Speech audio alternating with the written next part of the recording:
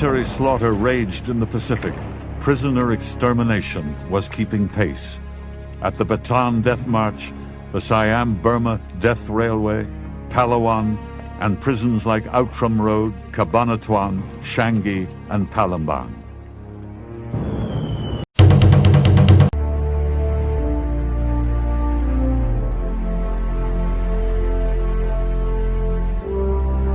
Donald J. Young.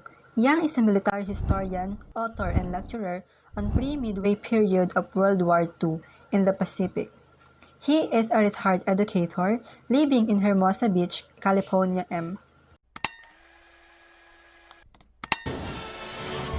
On the Christmas Eve, she pulled out from the burning Manila waterfront and moved some 30 miles across the bay to Mariveles on Bataan, tying up the edge of Lilimbon Cove along the harbor's eastern shoreline. After purposely dodging a fight with the 6th enemy dive bombers north of Bataan, Lieutenant William Rowe led his fighters in a couple of strafing runs against Japanese troop columns, moving down the east road before heading for home. After landing, the men of Bataan tiny airports, like those of the friendly army around it, pondered with the history had in the store for them, as awaited the arrival of the Japanese with the relief of 48th Division completed on the 8th of January, under Lieutenant General Akira Nara. The next day, Japanese units moved, unchanged down the east road into Bataan to a position some 5 miles above. We were heading toward Mariveles when we were stopped by a motorcade preceded by military police, remembered one of men, Sergeant Ted Williams. On the two corps of the peninsula, the important eastern end, the Mauban line began on the edge of Manila Bay by crossing the 3 quarters. The final 2 of the half miles of the Abukay line was manned by Brigadier General Albert Jones, untried, very green, and very tired 51st Army Division, in the coordination with the planned artillery barrage of Tiny Barrio to cover their escape. He set fire in the huts, and the 6 men took off running towards friendly lines. On the right of the main, or the east road leading down the peninsula, there were, he wrote, several hundred yards or artificial fish pond were formed by step-sided 6 dikes or 8 feet high, filled with water.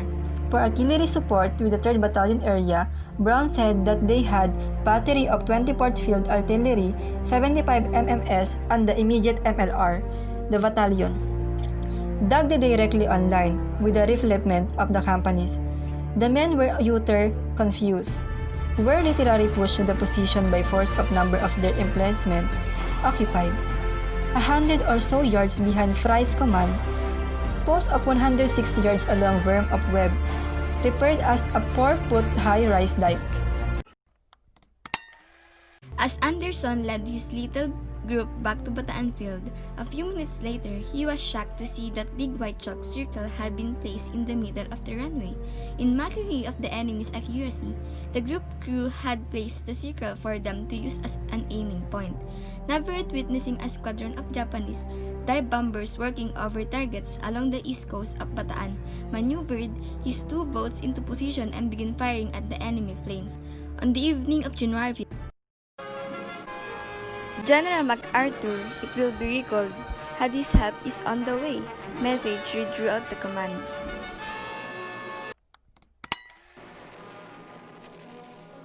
At this key moment had the Filipino-Americans by their actions allowed the enemy to suspect that general withdrawal was taking place. The Japanese could have launched an attack across the entire empty Abukay front, making what happened from this point on key to the outcome of the entire battle for Bataan. Although the situation with the tanks was becoming serious, it was a long way from being critical. In fact, it was now the Americans' turn to put some points on the board. The Japs are down there, sir. It was a simple decision. Any daylight contact with a superior number of Japanese fighters reported to be concentrated on the 2 fields. To say the least, Woodput was the left on the Far East Air Force in jeopardy. Lieutenant Woolery was the lead of flight of the 3 planes to the frag bomb of the Strap Nelson airfield, while I was a lead of the other flight of the 3 make the same type of attack of Nichols. The pair was on the group of anti-American, pro-Japanese Filipinos known as Sakdalistas that were known to operating the near airfield might alert the Japanese that something was firing of flares when planes were being prepared on the night mission. Meanwhile, The Hullenbacher, who were unaware on that happened on the Able, circled over corridor, waiting from her show up. The Japanese, hearing the sounds of approaching aircraft, actually turned on the landing lights of the what they thought were their own planes. As Dave Obert mentioned in this diary, it was his own Ed Woolery turned to lead an attack. George assigned the Woolery and Lieutenant Sam Grosio, Lloyd Stinson, the second strike on Nelson, aware only on the 8 p.m. Unlike Nelson, intelligence that indicated exactly the Japanese planes were parked on the field. Reports from Lieutenant Fulmer, spotting from Atop Mount.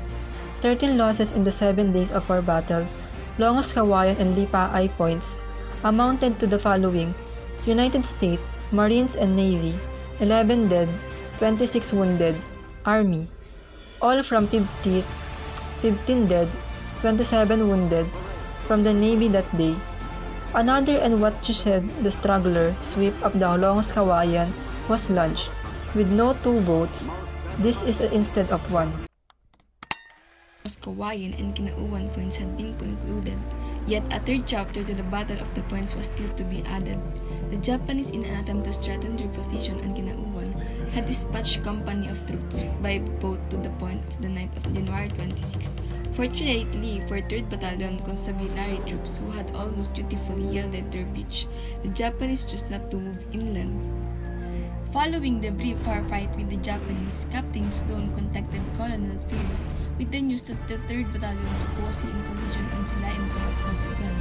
Sometimes during the night, the small enemy force decided to inflict their positions, and when the attack was resumed by the defenders, the next morning the Constabulary were able to move unopposed all the way to the tip of Silaim Point on Anyasan Bay. The tank and infantry commanders on Silaim had been trial and error fighting their way in a situation almost identical to that taking place simultaneously on neighboring Kinauan. On the morning of January 23, the Japanese effected landing along the Bataan west coast for the purpose of outflanking the 1 Corps and capturing the West Road. Meanwhile, Sergeant Anderson, is the lead of tank few feet ahead, had turned towards the same position and was trying unsuccessful fire his 37mm gun into the enemy hole. Bianchi, seeing that couldn't make it jump up on the back of the tank, grabbed the unmanned. For his 1st Division troops fighting without armor, artillery or mortars, are latter two proving ineffective because of the high percentage of traverses, lodge and tadges, parts of his assignment of linking up the units into the solid around of the Japanese. Between the time of Captain Alfredo Santos launched his first attack on the port and the final elimination of the Little Packet of February 8, the trapped Japanese launched several without wild and successful banzai charges against 1st and Battalion. He found in the northeast corner in the area of the extremely dense jungle the impenetrability we keep of the flank of 40 Pip and the left flank is 11 infantry from the physical joining pulled out, leaving only empty foxholes and a stopper trench full rotring and scorpices. General had been ordered to Australia by Washington the day before, an order that he was considering disregarding. The general had been asking himself ever since February 4, when Chief of Staff General George C. Marshall queried him on the very possibility should his forces on Bataan no longer be able to sustain themselves. Mark Arthur had half convinced himself that in reality he too could do more good by going. The decision made on the afternoon of March 1 without explanation. MacArthur told Bulkley that he wanted his wife to get some idea of what riding in the PT on the open seas would be like. Like Bulkley, General George was unaware of why he was ordered to send planes to search the water outside Manila Bay for a possible enemy warship, until his returning pilots told him of what they have seen. When General MacArthur left on March 11, overall command of the Philippines went with him to Australia. Wainwright, a senior-ranking officer in the command, was given Bataan. General Marshall and President Roosevelt both assumed that the command of the entire Philippines had gone to Wainwright. It concluded by stating that the Philippines were still under General MacArthur's supervisory control, bringing the Chief of Staff to notify MacArthur that new Lieutenant General Wainwright would remain in command of all United States forces in the Philippines. I said to the people of the Philippines whence I came, I shall return. Our position on Bataan were heavily bombed. By the third week in the march, it had become obviously to command that the Japanese had initiated for their pre-offensive softening up and proving operation. On March 23, more took off from Maribeles to test the old dock. About 7:30 in the morning, Navy nurse Ains Whitstein quickly planted himself in nearby drainage ditch, chest having and the terror, waiting for air-shattering explosions to subside. This plane completed of the Austin artillery preparation and the left by the 1 Corps and plane in sudden surprise attack on the right by the Corps 2. This movement to be made of the conjunction with the full tank strength with the maximum artillery concentration under the cover of the darkness. The night before, cover infantry advanced towards the Nilopihan Olongapo Road. The Corps 2 thrust due wings taking the enemy's Subic Bay position. Every one of the entries in the major substyles diary of those 5 days referred to the Japanese troop built up opposite toward section. General Parker 2 Corps had been hit by the Japanese patrols in the night March 31 and April 1. He wrote that they come aboard bayonets and were met a bayonets of materials men with no enough food in their batteries and substance adobe. Over 3 weeks had passed since Wainwright had been to Bataan to meet with his division commanders, a 3-week period where result of the plans discussed at the meeting regarding the probable focal point of the Japanese offensive had come to be the 2 Corps and Mount Samat.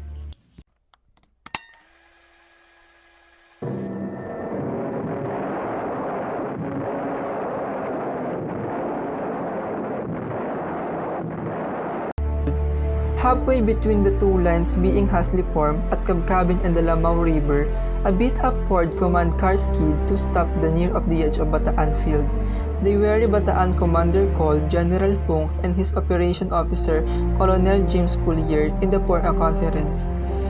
Were still considered effectives, defined by a king as a soldier who could walk 100 yards without staggering and still have strength to shoot. They unanimously agreed it was no more than 15%. As we cleared the end of the field, we settled with a few inches of the water.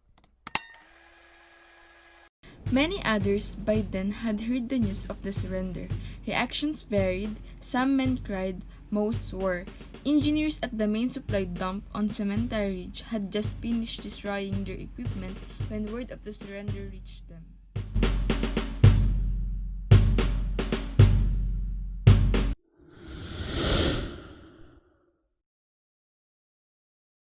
In all, Lopez would write 282 words of the epic struggle that the Filipino and American soldier put up on Bataan, a 282-word epitaph filled with praise befitting the intrepid fighters than all that human endurance could bear. The flesh must yield at last, he wrote in moving conclusion. Endurance melts away, and the end of the battle must come.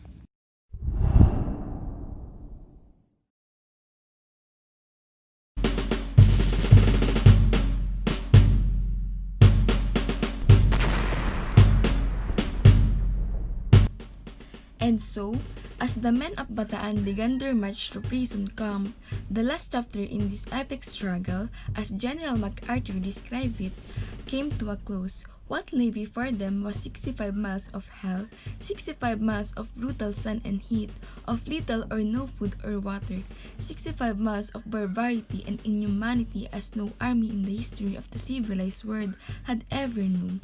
So the battling bastards of Bataan, who had fought the good fight and earned the right to be treated with the respect due both victory and vanish alike, before it was true would provide history with yet another story and title like no other ever written.